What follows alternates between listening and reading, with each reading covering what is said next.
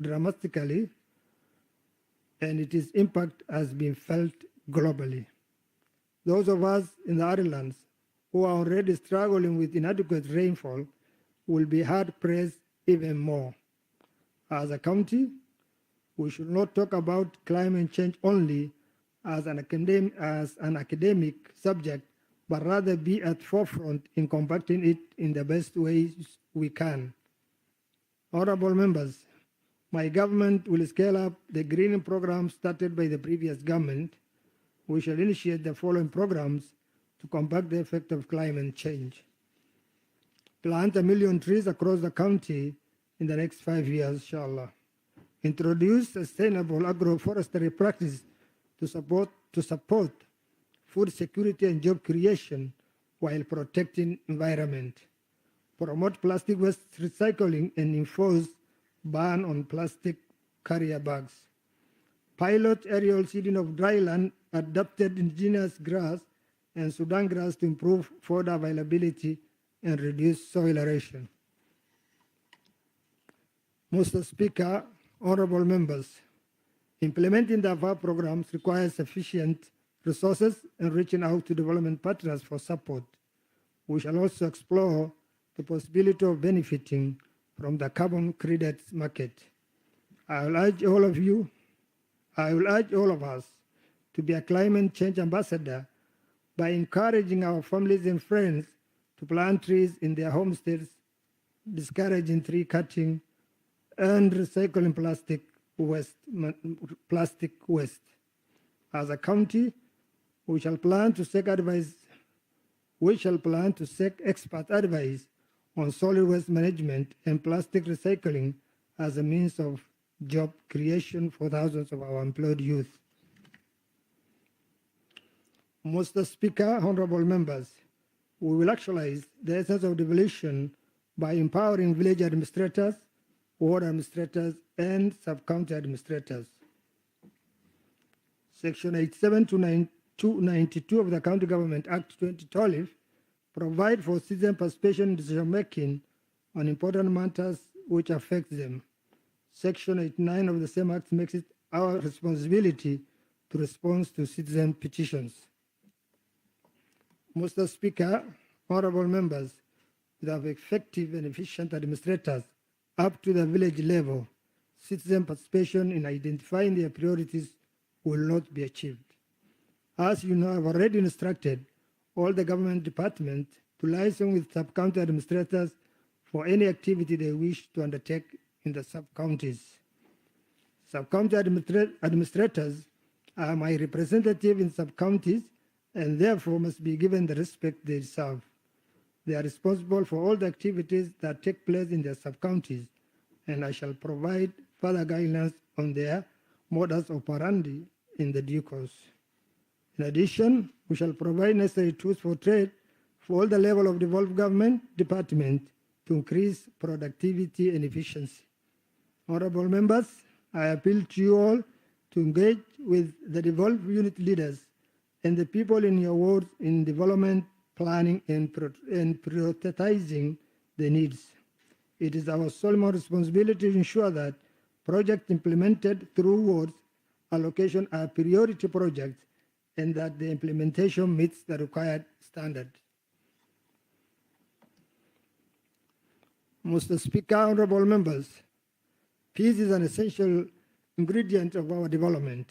As a county, we are fortunate that we have enjoyed peaceful coexistence for the past 5 years. The occasional internal communal violence is a thing of past. We thank Allah subhanahu wa ta'ala for these blessings. I also thank leaders at all levels who have worked extremely hard for us to enjoy peace we now have. I will particularly thank our security team, NCIC and Interpeace, religious leaders, and clan elders for their concerted effort. As government, we shall continue to support all those involved in community cohesion. I call upon elected leaders at all levels to work with us and support every effort to enhance the existing community structures established for peace work. Honorable members, as you know, terror groups in Somalia are currently facing a lot of pressure from communities and SNA forces. Unfortunately, some elements of this group may cross our border and pose security threats. I'm sure our security forces are alert and will repulse them. However, we must remain vigilant and report any suspicious characters immediately to the nearest security stations. Mr. Speaker, honorable members, we can only achieve the life-changing programs we have lined up for our people if we have disciplined, dedicated, honest workforce. I'm hopeful that most of our workers are ready and willing to serve our communities. As we continue establishing the government, we will review each department to establish staff skill development needs, work environment, and other inefficiencies. Also, I must make it clear to all that my government will not entertain staff absenteeism, indiscipline, and worse, ghost workers. Honorable members, we are fully aware of our county's high unemployment level. It is immoral and unethical for anyone to remain on the county payroll and fail to report to their place of work. Anyone in this situation will have to choose between working for the government or their second employer. Let this be a warning to all line managers who might be tempted to cover up for their colleagues' absenteeism. It cannot be that thousands of our youth are suffering from lack of employment, yet someone else is drawing salaries from two entities. Honorable Speaker and honorable members, the people of Mandera have high expectations from all of us. They need improved service delivery. They want assurance that we have the capacity and the willing heart to address their cyclical drought that robbed them of their livelihood. They expect us to dispense justice to all and look after the weak amongst us. Our people expect us to reverse that breaking and embarrassing statistics that have defined Mandera for years. Our mothers, sisters, and wives should not suffer during pregnancy and die during childbirth from avoidable mistakes. Our people need clean water in their homesteads and functioning ECD centers. They need working livestock and agricultural extension services. They need jobs for their youth and vibrant economic activities in their towns and villages. Mr. Speaker, honorable members, all of these are possible and are within our reach, but it requires us all to think beyond our narrow individual interest. We are lucky we have a job courtesy of Mandera people, and they have employed us, and we are being compensated handsomely. They entrusted us with numerous resources, power, influence, so that we work for them. Honorable members, Mr. Speaker, honorable members, the choice is ours. The moment is now. We might never have an opportunity. We might never have another opportunity to serve them.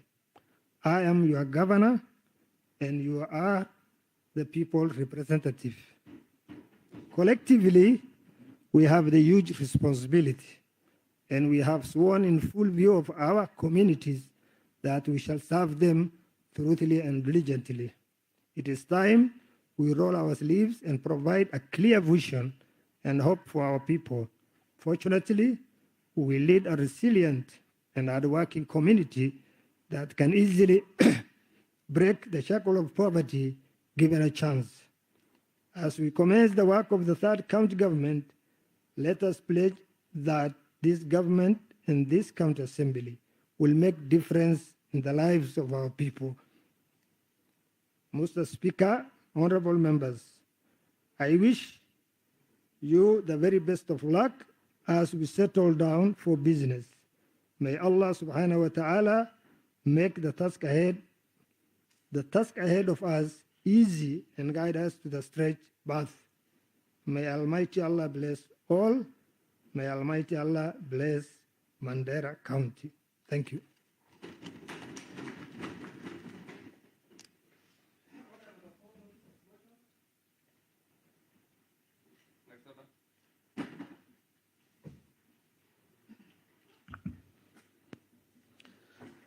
Thank you, Mr. Speaker. I would like to pass on to the provision of Standing Order number 23.